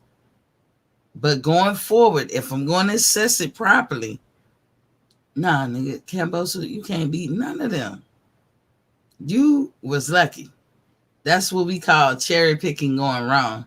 Yeah, it was T.O.'s mandatory, but T.O., you was looking like you was avoiding Devin too. But nobody put that jacket all the way on you as much as they put it on Tank and Lomachenko. Because Devin, out in public, called for those fights. They wouldn't give it to. So when I said, does that matter? Is that a choice before us? No, it doesn't matter. He has the missing piece to be undisputed, and that's what they should be doing. You guys, my phone lines are open, 706-804-4449. I put the link in the chat earlier up there, but I put a link in the chat again. Smash the like button and the subscribe button if you never did so before. So hit that button, please. I thank you in advance. These are the people that Devin got to compete with. He got to compete with Loma. Loma shouldn't even be in the talks. Kambosos took the belts off of T.O. T.O. beat Loma and he beat Comey. So Loma beating Comey don't mean shit. He was already beaten by T.O. They're like stair steppers, like I don't know what kind of stairs Loma Chico and his team walking up, but you can't be a loser in a bout and then think that you should go over top of people who have never lost. It just don't make sense. Ryan, what has Ryan done lately that says he should even be in contention? He had a title eliminator and he kept wanting to do title eliminators to avoid Devin Haney. How in the fuck is he even in the conversation? That's the shit that drives me crazy. How? You dropped an eliminator title, so you don't even have to face Devin Haney, who has a legitimate title. But you should go for 3 belts? Come on, bruh. How is they doing that? T.O. needs to train with Sugar Hill or Reynuso. He definitely got to work some things differently out with his father. I don't like Reynuso because I think that's the cheating corner over there. And who else you said? Sugar Hill? Yeah. No, they cheated in their lifetime. Like I have this thing, Chris. I know you're probably new to the show and welcome. I just thing against cheaters. I can't with them. Why Sugar Hill cheat? We all know about that second fight. Don't nobody really want to talk about it all the time. But the Deontay Wilder and Tyson Fury fights 1 and 2. Reynoso, Canelo, the other dude, Valpez. We looking at Ruiz. He could never lose weight till he got with Reynoso. Really. Shit. Reynoso need to bottle up what the fuck he's selling. Michael Fuller is in the building. What's poppin', King? You are asking how Loma is doing that? I'm just saying how Loma gets. How is he? How they wrangling him in contention? I know why they doing it. You saying how? But like we seeing how they doing it. They just hoping don't nobody say nothing about it. It's straight fucking messed up. You fought a guy that lost to the guy who beat you. What kind of stairs you walking up? T.O. beats Comey. So T.O. rises and Comey drops.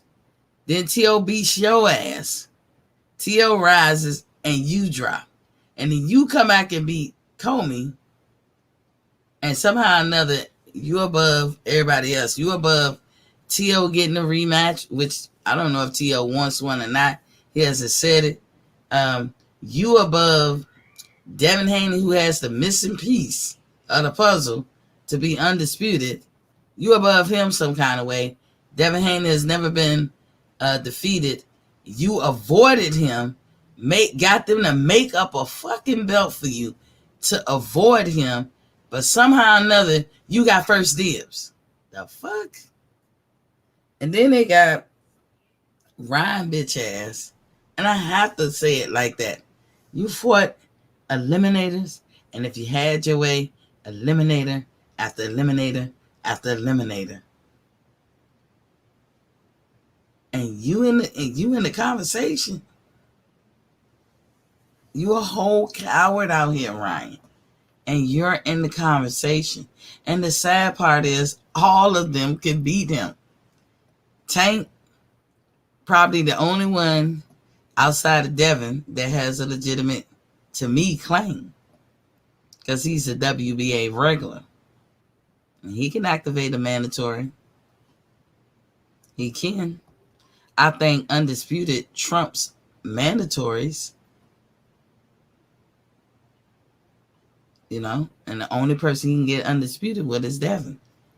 But Michael Fuller say privilege. Yes, indeed.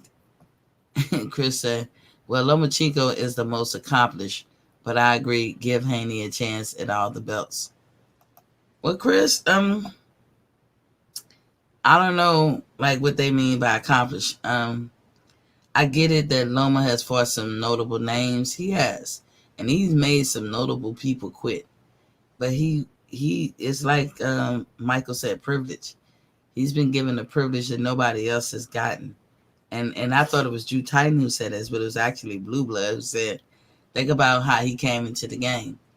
His first fight was for a title. Now, I would challenge anybody. Name me a fighter who becomes professional and their first fight is for a title. And we will be waiting here all day because that's unheard of. Your first fight is for a title. And then your second fight, you lose to a person who was never considered a A-level fighter. It's a workhorse, but he was an A-level fighter in Toledo. And then every time they talked about you, they tried to hide that loss. You know how many? Before I even, I'm Johnny come lately to the Loma Chico train. And that's not to say I'm just noticing about him in the last year or two. No, I've been knowing about him way back then when he fought Gary Russell.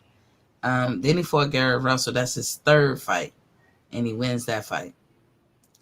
I'm telling you, the minute they talked about Lomachenko like he was the second coming, like he was better than Floyd Mayweather could have ever wished to be, that's when I had to look him up.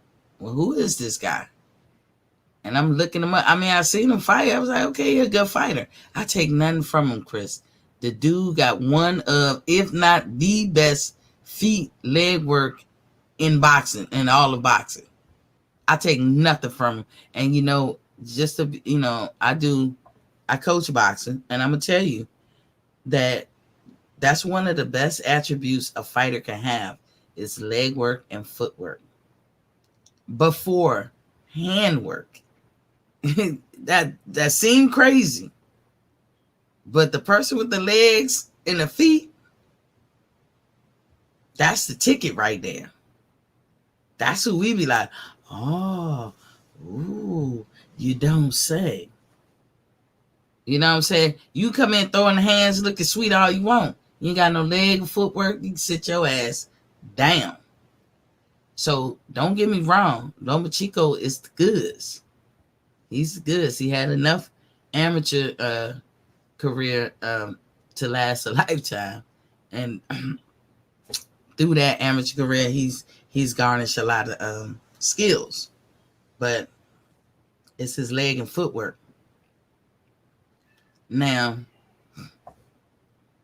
he's very crafty too. He's an older gentleman. This is what I mean by strategic. The motherfucker is very strategic. When I be saying Devin lacks strategy, this is what I mean. He's a perfect example to exemplify strategic. What I'm talking about. So strategy could be the game plan that you have going into the fight, and you stick to the game plan. That's one way to look at strategy. But strategic is like when you playing chess, like when you have to think of stuff on the cuff, on the fly. What you gonna do? Because obviously your game plan ain't working. What you gonna do? Can you go in there without a game plan and come out the victor? Lomachenko is one of them fighters who could. A lot of fighters cannot. He can. So don't get me wrong, dude is the goods. But the way that they praise him is undeserving. He hasn't been in there long enough. He don't even have 20 fights. He doesn't have 20 fights. And we don't do this with other fighters. Bruce Ennis, I'm looking at him like, what can he do? Bruce has a lot of fights. He has 28 fights. Nobody's praising him.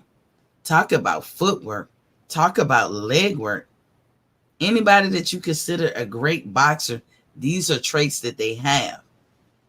Brandon Lee, who fights at 140, he is a person I'm starting to say, what can he do? I mean, just think about all the fundamentals of boxing. What can't this man do? And that's what you can say about Loma. But none of them gets that praise. And back then, and I want to say it was before 2010 when they were saying stuff like, "Oh, he better than Mayweather." So I had to look it up. It could have been right after 2010, maybe it's 2013. I don't know, but whatever year it was, I was like, I gotta go see this for myself. I look up the dude's net worth, and I told you I don't be trying to really count no man's wallet, but I just be, being nosy. The man was worth $25 million. I keep saying this, but if y'all go and look up his net worth now, it'll say some measly number like 8 million. That's some bullshit, y'all. It is some bullshit. Back then they said 25 million, and my first thought was he never was on pay-per-view. How the fuck he worth 25 million? This nigga barely had 10 fights. This is my problem with him, Chris. This is my only problem with him. They're putting the cart before the horse. And no, so I don't see no daylight between him and other great fighters. You notice how I didn't say his hands was just, With Mayweather, it's the legs, the feet, the hands, the everything. With Boots, it's the same thing. With Brandon Lee, it's the same thing. Brandon is 22. He's only going to get better. Boots is like 24. They're only going to get better. And this is how they are now. And we already know about Floyd. Chris said, I think Comey would beat Ryan and Tank, to be honest. I was thinking so too. But it's like, but I guess, I'm going to agree with you. But his performance that night, I'd be like, But then again, he was tired. And Lomachenko is real good. That is one of his gifts too. I don't know nobody who do it better. He knows how to make you tired real easy. Because most people like, I'm not going to follow you around the ring. I'm not going to follow you because you know how Mayweather do. He moves side to side. And they be like, he's running. Move side to side. He's moving. People get tired, right? Lomachenko makes you tired even if you only moving around in the square little circle, like within your feet radius. You know what I'm saying? He's excellent at that. Now, if we had to give him the award, that nigga gets the award. He gets the golden prize. He gets everything on that one. There's nobody that I've ever seen who can do that like him. Now that's saying something. But all of that, you don't even, you don't have that many fights before they, omni-domini his ass the king. And that's what they were doing. And that's going to meet with resistance. You kind of hurt how people look at him by doing that. You put the cart before the horse. It's not his chance, and me and you both agree. It's just about being fair. For me, Devin, it's his chance. It's his turn. It's just about being fair. And if they don't give it to him and all that, it's almost like I don't give a fuck. Like, I'm going to be mad as hell. It would probably take me a minute to get over it. I'll probably flip something over just to be mad because it's all about fairness.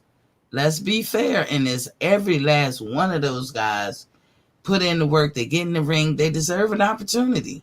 Every last one of them. But let's be fair. Devin is the pick. And George, you said it. So don't humana now. Chris said Loma is the real deal, no doubt. But he's not on Pacquiao or Floyd levels. No, and they used to say that though. And why do they say that? And that's why I say I hate to bring up racism. To all my white sisters and brothers that's out there looking and watching, I know who you are. I hate to always bring up racism, but this is where it rears its ugly head. The only reason that they do that is because Lomachenko has the right complexion for the protection of the collection. He's what they rather see as King Dingaling. That's the only reason they say that. Instead of just letting the man earn it. Now, if they just let Loma get in and be beating everybody like he do and be running through people, hell, we the fans would dub him, omni-domini him like, psh, you are the best thing smoking. I know people that say it now. But they didn't give the fans a chance to feel that way about him. And in a sense, they kind of hurt him because now it's like a lot of fans are going to refuse to feel that way about him even when he earns it. And that's unfortunate. You know, sometimes I feel like I'm going to be that way. Like, okay, Lomachenko, I'm not going to allow myself to get on the Lomachenko train because, you know, these motherfucking power brokers or whatever, they ruined it for me. They ruined it for me. You know what I'm saying? Ryan Garcia, how is he in contention? This is how y'all ruin boxing. And he broke dick right now. How is he even in the conversation? Tank Davis or Devin Haney has the opportunity. Them the only two people that got a belt. Them the only two people that George Kambosos should be looking at. If you damn near that close to undisputed and you not looking to cap that off, what's wrong with you, George? That's what I would do. If Devin is the easiest out of all of them, who cares what he look like if he boring? Just take the fight and let's see how boring he really is. That's all you got to do. But y'all not gonna do that, and don't nobody understand that shit. Those are the people though that they trying to put in competition with Devin. Now this is what Devin said that why people thinking that he's begging everybody he was Santa Claus. Devin said he want for Christmas. He want the fans, that's us. The people, that's us. Don't let them cheat me out of my shot at undisputed. If anyone deserve it, it's me. That's an exclamation point behind me. That's what he put on his Twitter account. He wrote that. And he wrote that right after Loma's fight. Because he already saw what was coming. Just like we were seeing. The whole time George was talking, you know, commentating and whatever, we was like, okay. It's almost like we was like, nigga, don't say nothing stupid. Don't make us cut you now, okay? You won. Some people don't like T.O. I'm a fan of T.O.'s. I like T.O. I wish he didn't lose, but he lost. Okay, I'm accepting it. Just like I'm a fan of Bud. Y'all know how I feel about Bud. But if Bud lose, he lost. It's going to hurt in the moment. But I'll get over it. That's why I love the sport of boxing. Sports should, you know, generate some kind of emotional tug on you or something. It should. That's what makes sports beautiful. But you got to be a mature adult and be like, okay, it's just a game. And get past it. It's hard to get past unfair treatment, especially when you know why. It's either for superficial reasons. Hard to get over shit like that. And that's why I feel Devin Haney totally in this. Now, George thinks that Devin is the easiest one. They say George hit hard. I don't know. I can't make that assessment just by watching him fight T.O. You like, look at T.O.'s face. T.O. wasn't there, period. I still just can't make that assessment. But if it's true that George hits hard, guess what? He might be right.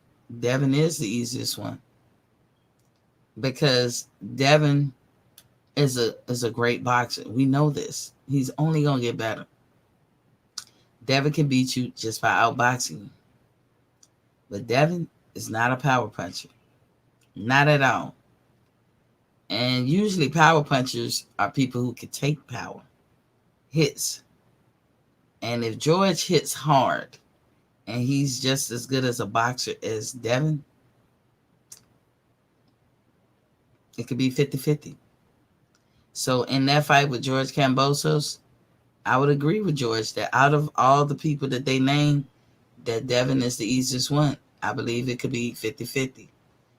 But I will pull for Devin because Devin is just his heart.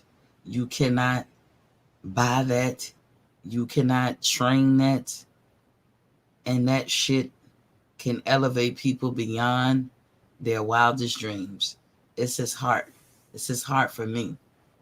And he got the heart of a champion. Chris said Kambosos is game.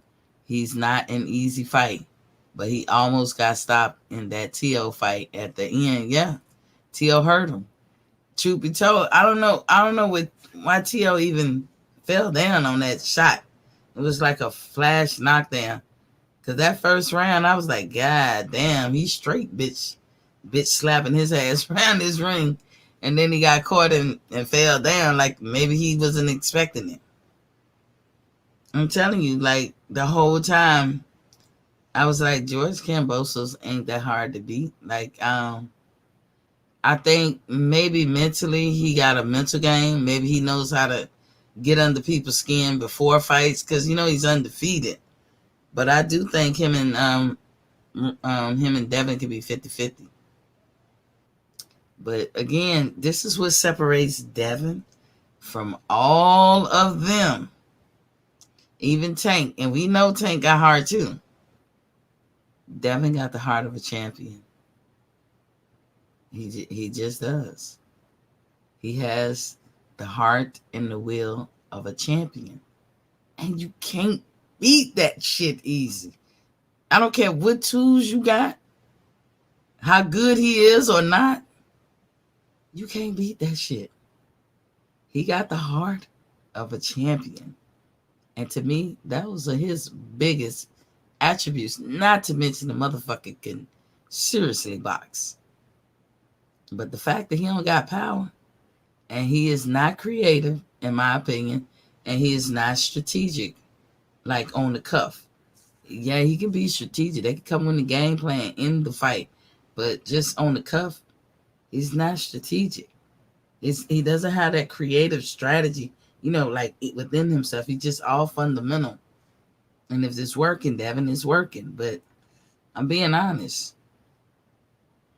That is a source of contingency that you have to deal with because, you fight somebody with just as much heart as you, like a Tank. You're going to need that extra because Tank has that. He got what you got and more.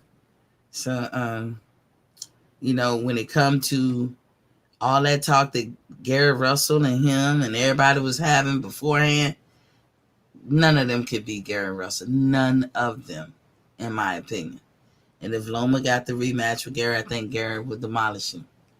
But I will say, to be fair, because Loma beat him once, that's a 50-50 fight. So Loma and Gary will be a 50-50 fight, but I think Gary will win.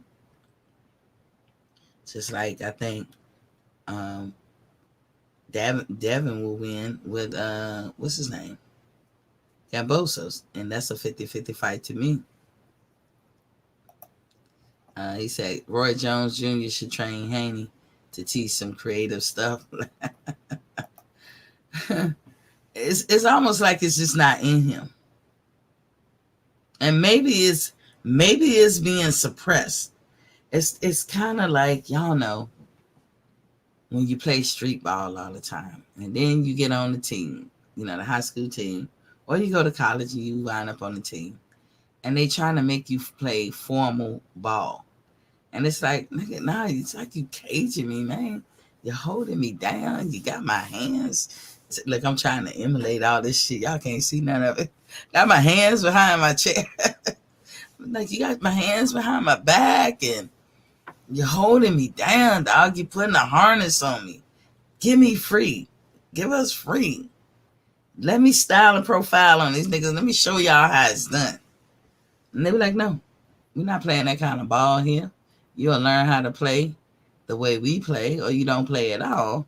You will pass the ball. You will run the plays that I told you, to do as the coach. And you be like, but in the end of the day, the coach was right. Fundamentals do matter. And slightly, the player is right. Sometimes you got to be creative. What happens when fundamentals and fundamentals meet like this? They crash, right? Same thing with the sun. The sun, we have a what is it? A white dwarf sun. I'm trying to remember my science shit. What I do remember is it burns hydrogen and iron. But when they start burning iron and iron, what's going to happen? The sun is going to implode. It's going to implode on itself and suck up the whole galaxy, and we'll be a black hole. But we got 6 billion years for that happen. None of us will be here. But that day is coming. The whole point is, as long as you got hydrogen, as long as you got iron, and you mention it, you're going to have that fire. But what happens when you take two like things? They say iron sharpens iron. Yeah, it could. But iron and iron, somebody got to separate themselves from the two. Somebody got to be the step out. You know what I'm saying? Somebody got, iron and iron, they just sharpen each other, okay? And then somebody got to turn the fire. So somebody got to have some hydrogen with them. I want to play that Steph Curry and Clay ball. Yeah, there's no such thing as a lead when you playing the Warriors, right? When you playing Golden State.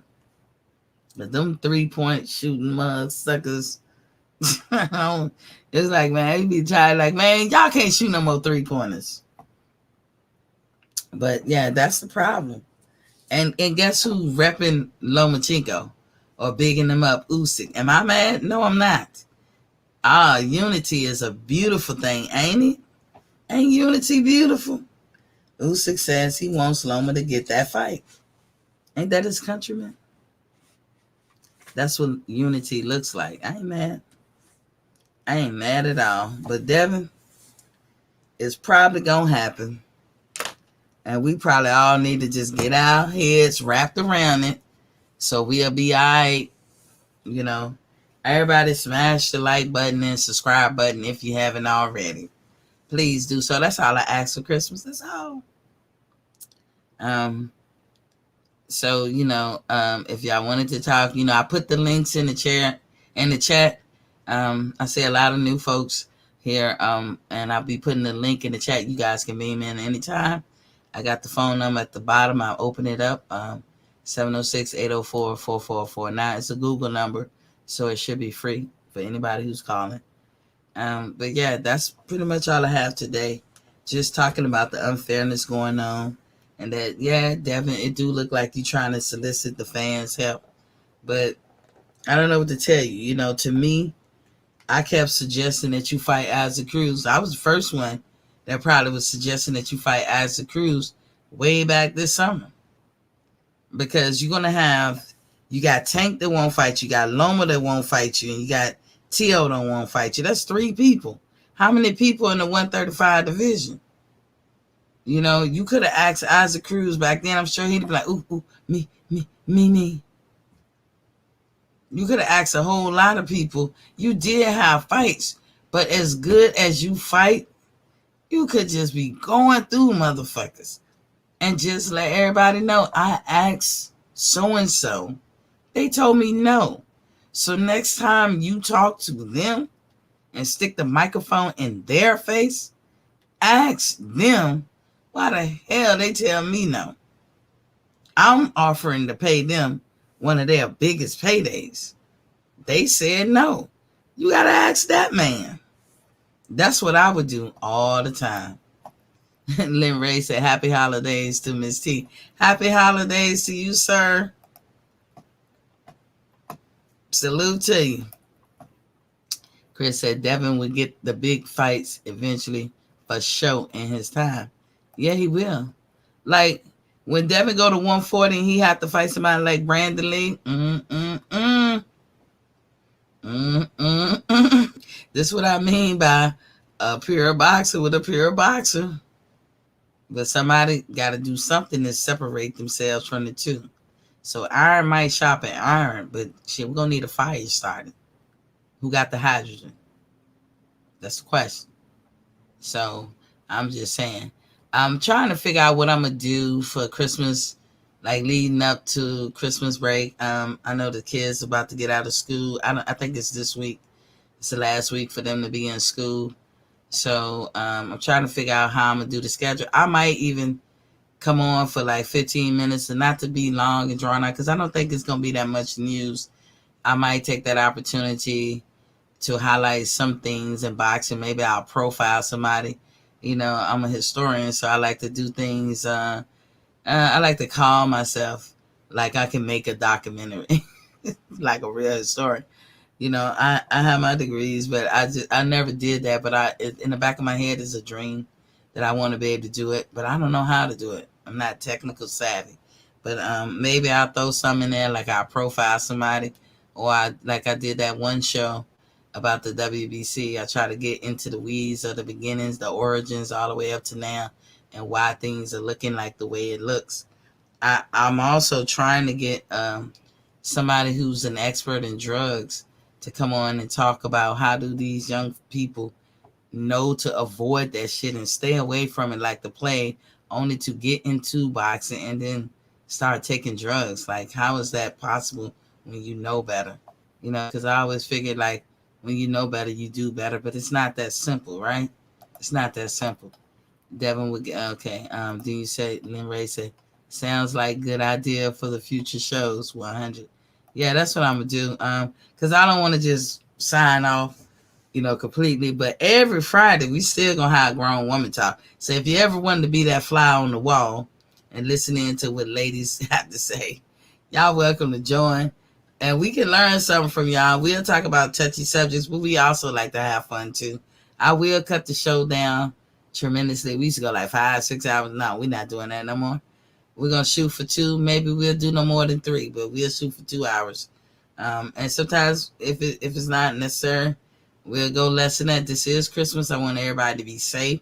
Keep your head on the swivel. Understand that there's people out there that's happy, and they out there trying to do things to make their family happy. That means there's just a lot more people on the road. So be safe while you're driving. But understand too, it's the crooks coming out too. The freaks come out at night. The freaks come out at night. Hut, hut, hut, hut. Y'all remember that song? The freaks come out. Hey, and that shit is true, especially around holidays such as this. Make sure you lock up your doors and, put your pets up correctly. Put your guns up, please, please. Put them up correctly. Just be on your P's and Q's. Dot your I's and cross your T's. Laugh out loud, salute. God bless you. Yeah. So I appreciate it. So yeah, that's what we're gonna do. I ain't gonna try to disappear too much. And I need y'all to start showing up to the wellness show. I do a wellness show every Sunday. If you have anybody who you think might could benefit, plug them in. Tell them come look at the show. We talk about weight loss. Some of y'all knew. Y'all don't even know. You can call it a diet. We call it a journey. A lot of us been on. We've been having success every day. We always do. That's why we do the water check. We talk about wellness. I'm telling y'all, it's a lot of good information, a lot of good stuff to learn. A lot of us suffer from some of the same things I suffer from, and you never even know till you get late in your life when the damage is done. Oh, we talk about it all. I answer questions. You can email me. My email is down there, boxingfanstalk@gmail.com. And that's how you email me. You can ask me anything you want. I will try to answer when I get back on the show. But I think this is the last weekend for boxing. And I gotta say, in the fall, we've had a pretty good run with some boxing shows. The summer was a big disappointment, and the spring wasn't memorable. Neither was the winter too much, but it's here as of late. Boxing been picking up, and I think it's gonna start looking promising in the new year. So, we had our disappointments. Y'all know this Deontay Wilder country over here. I was disappointed. I actually was at the fight, and I cried at the loss. But once I came out of the venue and started walking, it's just a fight. But that's how emotional and caught up I be. But it don't take me long to transition and say it's just a fight. We can disagree with things. I love you guys, and like I said, it's tomorrow. I'm gonna start like how I'm gonna do these Christmas shows. It might be 15-minute clips that I just load up. You never know, because I want y'all to have the time to do all that you can do, and y'all stay safe out there. So remember, When you know better, you do better. And I'll see y'all tomorrow. Peace.